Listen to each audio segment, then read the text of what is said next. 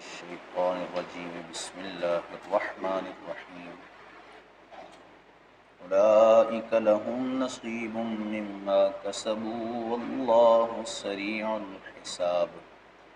واذكروا الله في أيام معدودات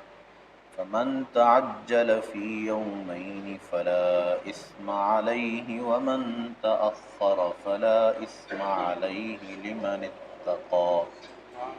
واتقوا الله واعلموا أنكم إليه تحشرون ومن الناس من يعجبك قوله في الحياة الدنيا ويشهد الله على ما في قلبه وهو ألد الخصام صدق الله مولانا العظيم الصلاة والسلام عليك يا سيدي يا رسول الله وعلى آلك وأصحابك يا سيدي يا حبيب الله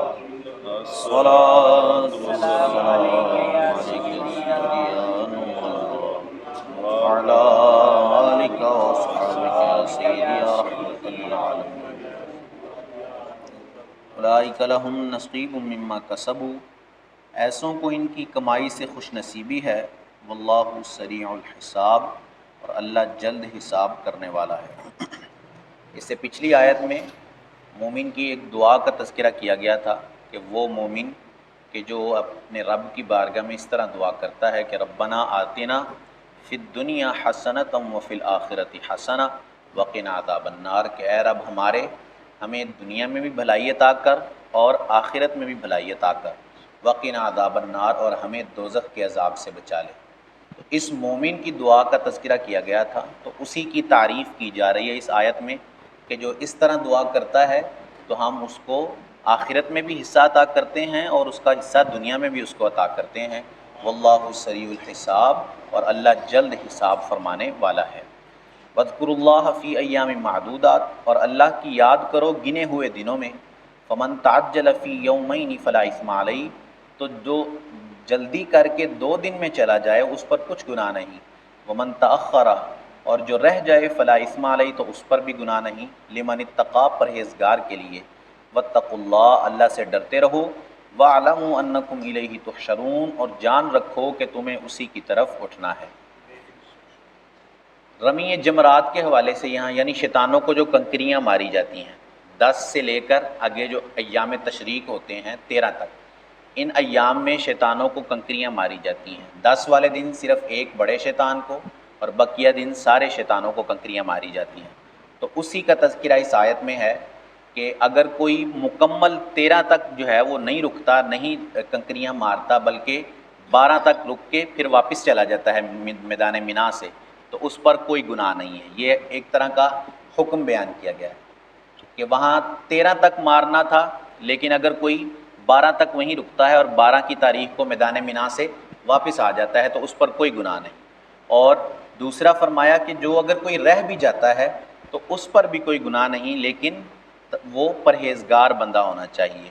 اگر وہ کسی اپنے ذاتی معاملے کی وجہ سے رہ جاتا ہے تو پھر اس کو گناہ ہوگا، لیکن اگر کوئی اس کو شرعی عذر لاحق ہو جاتا ہے جس کی وجہ سے وہ اس حج کے معاملے میں شریک نہیں ہو سکا تو اس پر کچھ گناہ نہیں ہے۔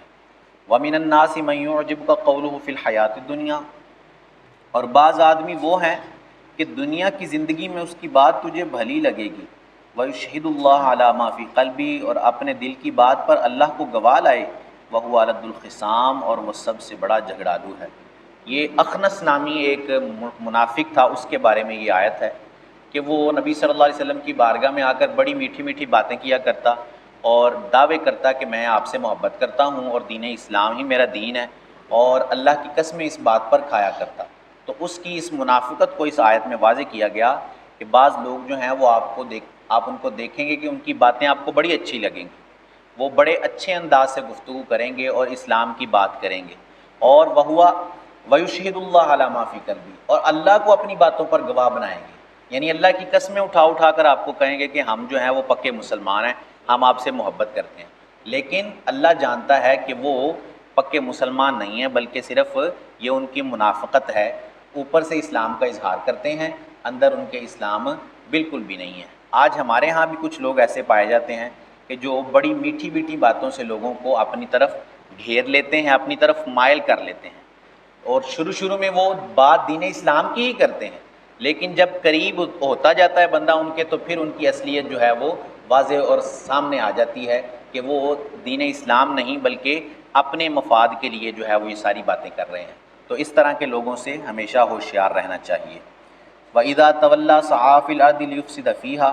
اور جب پیٹھ پھیرے تو زمین میں فساد ڈالتا پھرے، وَيُهْلِكَ الْحَرْثَ وَالنَّسْلَ، اور کھیتی اور جانیں تباہ کرے، وَاللَّهُ لَا يُحِبُّ الْفَسَاد، اور اللہ فساد سے راضی نہیں ہے۔ یہ بھی اسی کے بارے میں ہی ہے کہ وہ سامنے تو میٹھی میٹھی باتیں کرتا اور دعوے کرتا کہ ہم جو ہیں وہ پکے مسلمان ہیں، لیکن پس پشت پردے کے پیچھے جو ہے وہ مسلمانوں کی خرابی کے لیے ہمیشہ کوششیں کرتا رہتا، مسلمانوں کو قتل کرتا اور ان کی کھیتیاں برباد کر دیا کرتا۔ تو اللہ عز و جل نے نبی صلی اللہ علیہ وسلم کو اس آیت کے ذریعے اس کی اس منافقت سے آگاہ کر دیا کہ یہ بندہ جو آپ کے سامنے آ کر دعویٰ کرتا ہے آپ کی محبت کا، اس کے دعوے میں کوئی سچائی نہیں، بلکہ اس کا دعویٰ بالکل کھوکھلا اور یہ نفاق سے بھرا ہوا ہے۔ واللہ لا يحب الفساد، اور اللہ فساد کرنے والوں سے راضی نہیں ہوتا۔ جو زمین میں فساد پھیلاتے ہیں، جو زمین میں برائی کرتے ہیں، اللہ عز و جل ان سے راضی نہیں، ان کو پسند نہیں فرماتا۔ اللہ عز و جل سے دعا ہے کہ اللہ عز و جل ہمیں عمل کی توفیق عطا فرمائے۔ اللہم صلی علی مولانا محمد معدن الجود والکرم وعلی آلہ واصحابہ وبارک وسلم۔ مالک کریم عز و جل نماز فجر قبول فرما، درس کرنا اپنی بارگاہ میں قبول فرما، غلطیاں کوتاہیاں اپنے کرم سے معاف فرما، ہم سب کی، ہمارے ماں باپ کی اور رسول اللہ صلی اللہ علیہ وسلم کی ساری امت کی بخشش فرما، ہم سب کو خلوص و استقامت سے 5 وقت بعد جماعت نماز پڑھنے والا بنا، سب کی حلال روزیوں میں برکتیں عطا فرما، حرام کے رزق سے سدا محفوظ فرما، اپنے سوا کبھی کسی کا محتاج نہ کر، ہم سب پر اپنی رحمت کی نظر فرما۔ سبحان ربک رب العزت عما یصفون، وسلام علی المرسلین والحمد للہ رب العالمین، بحق لا الہ الا اللہ محمد رسول اللہ۔